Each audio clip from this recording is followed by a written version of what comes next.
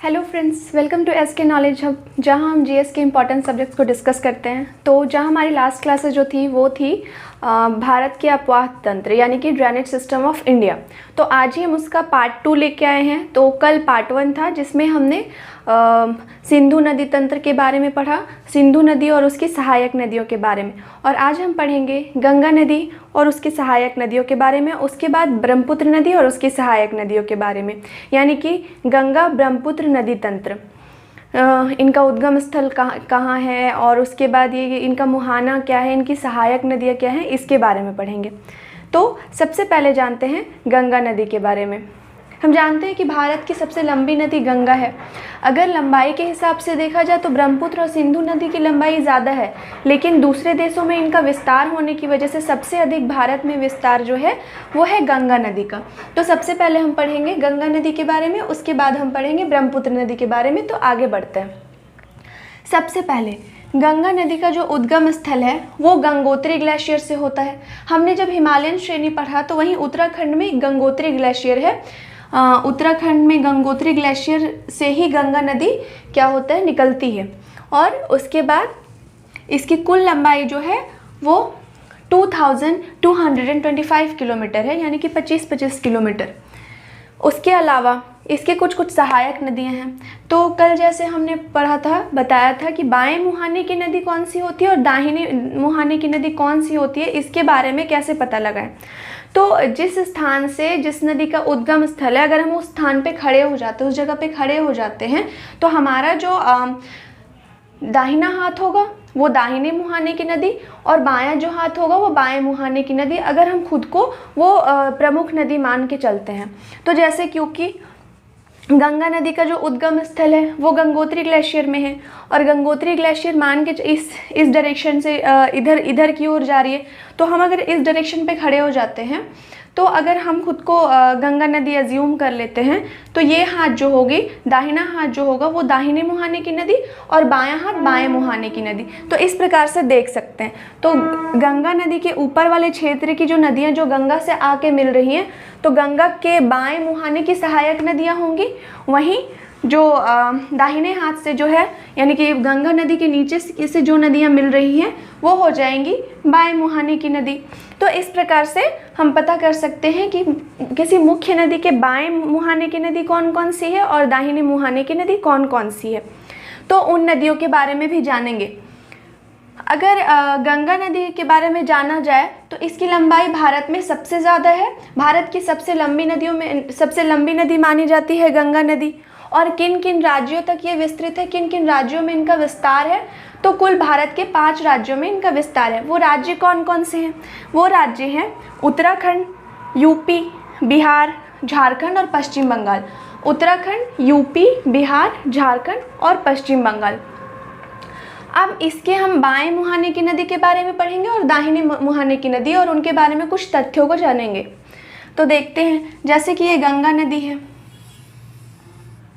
तो गंगा के बाएं मुहाने की जो नदियां हैं वो हैं रामगंगा, गोमती, घाघरा, गंडक, कोसी, महानंदा। कौन कौन सी नदियां हैं? रामगंगा, शारदा, गंडक, कोसी, महानंदा। तो ये सारी नदियां जो है वो गंगा की बाएं मुहाने की नदियां हैं। और भी काफ़ी नदियां हैं, छोटी बड़ी कई नदियां। तो ये उनमें से कुछ प्रमुख नदियों के नाम हैं। तो रामगंगा देखा जाए तो कहाँ से निकलती है? तो रामगंगा निकलती है कुमायूं हिमालय वाले क्षेत्र से। उसके बाद जो शारदा या सरयू नदी, शारदा नदी को ही सरयू नदी बोलते हैं, वो कहाँ से निकलती है? नेपाल हिमालय से। हमने हिमालय के बारे में जब पढ़ाया था तो नेपाल हिमालय, कुमायूं हिमालय के बारे में आपको पहले ही बता दिया। भारत नेपाल के बॉर्डर में, भारत नेपाल की सीमा में सरयू नदी को ही हम काली नदी के नाम से जानते हैं। अब आगे पढ़ेंगे गंडक नदी। गंडक नदी का जो उद्गम स्थल है वो कहाँ से निकलती है? तो नेपाल हिमालय से, इस वाले क्षेत्र से गंडक नदी निकलती है। और इनका मुहाना कहाँ है? तो ये पटना के निकट जो सोनपुर क्षेत्र में, पटना के निकट सोनपुर क्षेत्र में गंगा नदी से मिल जाती है। तो जो नदियाँ अपने जल को जहाँ गिराती है वो उनका मुहाना हो जाता है। तो क्योंकि ये गंगा नदी की सहायक नदी है तो गंगा से ही मिलेंगी। उसके बाद आते हैं कोसी नदी।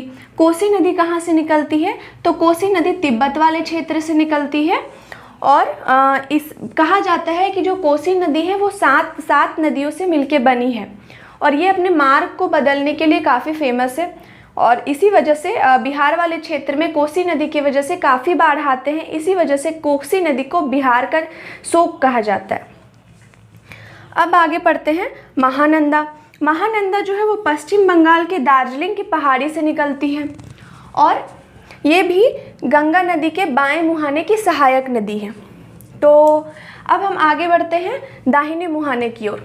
तो दाहिने मुहाने की ओर जो नदियां हैं वो कौन कौन सी मुख्य नदियां हैं? यमुना, टोंस और सोन। ये जो नदियां हैं ये यमुना की सहायक नदी है। तो अगर देखा जाए यमुना कहाँ से निकलती है, तो यमुना नदी जो है वो भी उत्तराखंड के यमुनोत्री ग्लेशियर से निकलती है। इनका उद्गम स्थल उत्तराखंड का यमुनोत्री ग्लेशियर है।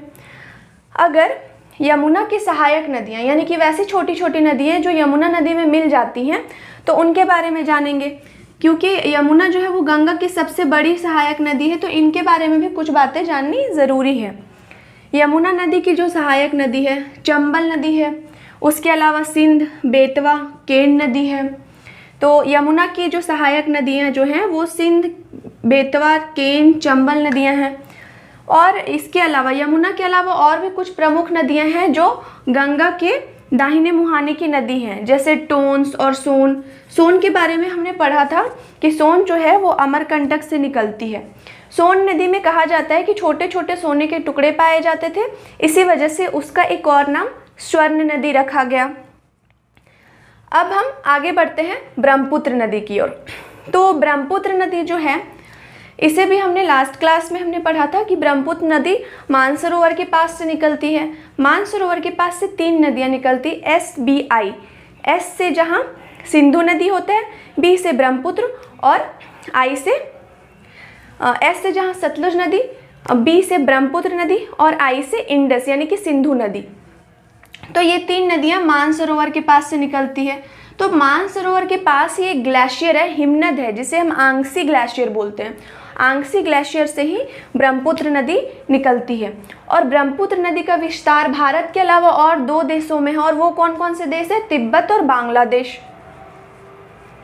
तो भारत, तिब्बत और बांग्लादेश ये 3 देशों में ब्रह्मपुत्र नदी का विस्तार देखा जाता है और हर जगह इनके नाम अलग अलग होते हैं। जैसे भारत के अरुणाचल प्रदेश में ब्रह्मपुत्र नदी को दिहांग नदी के नाम से जाना जाता है, तो वहीं तिब्बत में सांगपो नाम से जाना जाता है और यारलुंग नाम से, जिसका मतलब होता है शुद्ध पानी वाला क्षेत्र या शुद्ध जल वाली नदी।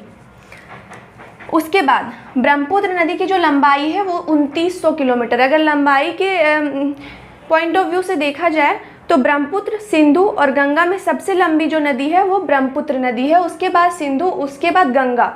लेकिन अगर भारत में सबसे लंबाई देखा जाए किसकी ज़्यादा है तो गंगा नदी की।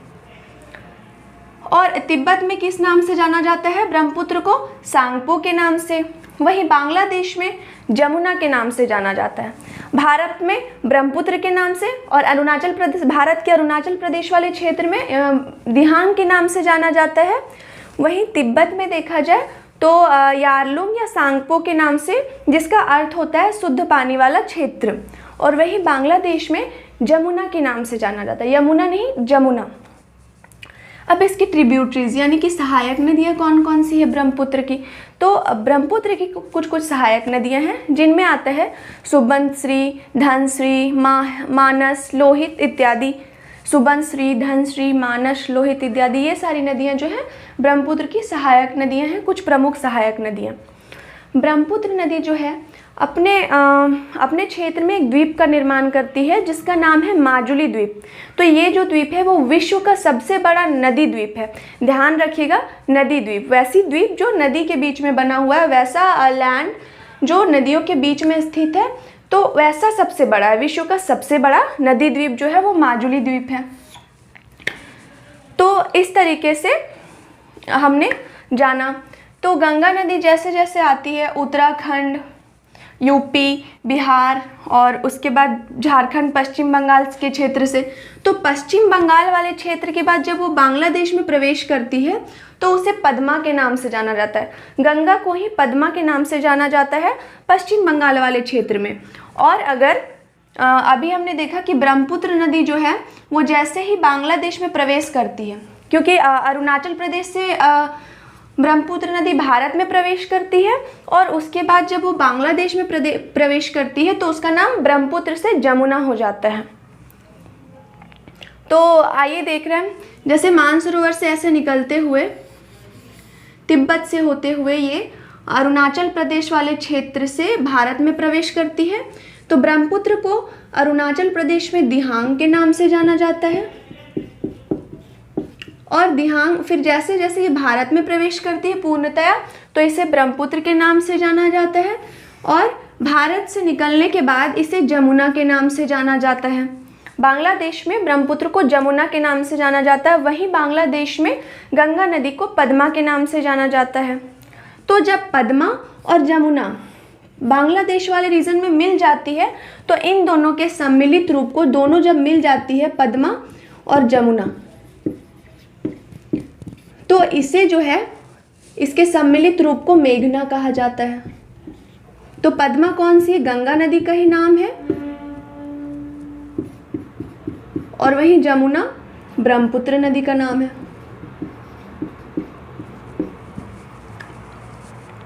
तो इस प्रकार से जो है ब्रह्मपुत्र नदी और गंगा नदी अंततः एक साथ मिल जाती है और गंगा ब्रह्मपुत्र जो डेल्टा का निर्माण करती है तो उसे जो है सुंदरवन डेल्टा बनता है। यानी कि सुंदरवन डेल्टा सुंदरवन के नाम से क्यों जाना जाता है? क्योंकि वहाँ पे काफ़ी मात्रा में सुंदरी वृक्ष पाए जाते हैं। सुंदरी वृक्ष पाए जाने के कारण इस डेल्टा का नाम सुंदरवन डेल्टा पड़ा और ये जो डेल्टा है वो विश्व की सबसे बड़ी डेल्टा है। अब देखते हैं भारत में गंगा जिन जिन नदियों से मिलती हैं और फिर उनके नाम में क्या क्या चेंजेस आता है। तो शुरू में तो गंगा नदी को अलकनंदा के नाम से जाना जाता है, लेकिन ये जब नदियां जो हैं दूसरे नदी से मिलती है तो क्या होता है, उनके नाम में परिवर्तन हो जाता है और फिर प्रयाग जो होता है, नदियों के संगम को प्रयाग कहते हैं। तो अलकनंदा और धौलीगंगा के मिलने से विष्णु प्रयाग का निर्माण होता है, वहीं अलकनंदा और नंदाकिनी के मिलने से नंद प्रयाग का निर्माण होता है। अलकनंदा और पिंडार नदी के मिलने से कर्ण प्रयाग का निर्माण होता है और अलकनंदा और मंदाकिनी के मिलने से रुद्र प्रयाग का निर्माण होता है। उसके बाद अलकनंदा और भागीरथी जब मिलती है तब ईस्ट वाले क्षेत्र में इसका नाम गंगा हो जाता है और अंततः जो प्रयागराज है वहाँ पे गंगा, यमुना और सरस्वती का मिलन क्षेत्र है। लेकिन सरस्वती नदी का धीरे धीरे विलोप हो गया है तो अभी गंगा और यमुना नदी ही रह गई है। तो हमने देखा जो विष्णु प्रयाग है वो अलकनंदा और धौलीगंगा के मिलने से बना है। नंद प्रयाग जो है अलकनंदा और नंदाकिनी के मिलने से बना है। वहीं कर्ण प्रयाग अलकनंदा और पिंडार के मिलने से बना है। रुद्र प्रयाग अलकनंदा और मंदाकिनी के मिलने से बना है और देव प्रयाग जो है अलकनंदा और भागीरथी के मिलने से। तो जैसे ही अलकनंदा और भागीरथी मिल जाती है तो इनके सम्मिलित रूप को गंगा नदी का नाम दिया गया और इस प्रकार से गंगा ब्रह्मपुत्र नदी तंत्र का हमने एक होलसोल जानकारी प्राप्त की। तो एक बार इसको फिर से रिवाइज कर लेते हैं। गंगा नदी तंत्र, गंगा नदी जो है वो भारत की सबसे लंबी नदी है। गंगा नदी का उद्गम स्थल ये जो है उत्तराखंड के गंगोत्री ग्लेशियर से निकलती है। उसके बाद इसकी जो लंबाई है 2525 किलोमीटर है और ये कौन कौन से राज्य तक, ये भारत के 5 राज्यों तक विस्तृत है। उत्तराखंड, यूपी, बिहार, झारखंड और पश्चिम बंगाल। और बाएं मुहाने की जो नदियां हैं वो रामगंगा, शारदा, गंडक, कोसी, महानंदा इत्यादि, ये सब जो है बाएं मुहाने की नदियां हैं, बाएं मुहाने की सहायक नदियां हैं। और दाएं मुहाने की सहायक नदियां जो है गंगा की कुछ प्रमुख, जो यमुना, टोंस और सोन है, जिसमें से यमुना जो है वो गंगा नदी की सबसे बड़ी सहायक नदी है, सबसे बड़ी ट्रिब्यूटरी है। उसके बाद हम देखते हैं ब्रह्मपुत्र नदी। तो ब्रह्मपुत्र नदी जो है वो मानसरोवर में के आंगसी ग्लेशियर से निकलती है और उसके बाद तिब्बत में इसको सांगपो के नाम से जानते हैं। और जैसे ये अरुणाचल प्रदेश से होते हुए भारत में प्रवेश करती है तो अरुणाचल प्रदेश में इसे हम दिहांग के नाम से जानते हैं। और भारत में मुख्यतः इसे ब्रह्मपुत्र नदी के नाम से जानते हैं। और जैसे ये बांग्लादेश में प्रवेश करती है तो ब्रह्मपुत्र का नाम जमुना हो जाता है। और वहीं जब गंगा नदी बांग्लादेश में प्रवेश करती है तो गंगा नदी का नाम पद्मा हो जाता है। गंगा नदी और ब्रह्मपुत्र नदी यानी कि पद्मा और जमुना नदी जब आपस में मिलते हैं तो मेघना नदी कहलाते हैं। इस प्रकार से गंगा ब्रह्मपुत्र नदी तंत्र हमारा कंप्लीट होता है। गंगा नदी जो है पहले अलकनंदा के नाम से जानी जाती है और जब कुछ नदियां आपस में मिलती हैं तो उस मिलन वाले क्षेत्र को प्रयाग के नाम से जाना जाता है। तो कुछ प्रमुख प्रयाग गंगा नदी से रिलेटेड, विष्णु प्रयाग जो है अलकनंदा और धौलीगंगा के मिलने से बना है। वहीं नंद प्रयाग अलकनंदा और नंदाकिनी के मिलने से बना है। कर्ण प्रयाग अलकनंदा और पिंडार के मिलने से बना है। वहीं रुद्र प्रयाग अलकनंदा और मंदाकिनी के मिलने से बना है। और देव प्रयाग जो है अलकनंदा और भागीरथी। तो अलकनंदा जब भागीरथी से मिल जाती है तो दोनों के सम्मिलित रूप को से जो नदी का निर्माण होता है उसे हम गंगा नदी कहते हैं। तो पूछा जाएगा कि गंगा नदी का नाम किन नदियों के मिलने से गंगा पड़ा, तो हम कह सकते हैं कि अलकनंदा और भागीरथी से मिलने के बाद इसका नाम जो है वो गंगा पड़ा। और अंततः जो है वो प्रयागराज में तीनों नदियों का संगम होता है, गंगा, यमुना और सरस्वती। और इस प्रकार से हमारा ये चैप्टर कंप्लीट होता है। तो कल की क्लास में इसका पार्ट 3 होगा, यानी कि भारत के अपवाह तंत्र का पार्ट 3 होगा और उसमें हम प्रायद्वीपीय नदियों के बारे में यानी कि पेनिनसुलर रिवर्स के बारे में पढ़ेंगे, जहां हम देखेंगे भारत के दक्षिणतम क्षेत्र में कौन कौन सी नदियां यानी कि प्रायद्वीप वाले क्षेत्र में कौन कौन सी नदियां हैं और उनकी सहायक नदियां कौन कौन सी है और उनसे रिलेटेड कुछ इम्पॉर्टेंट पॉइंट्स के बारे में पढ़ेंगे। आज के लिए इतना ही। Thank you.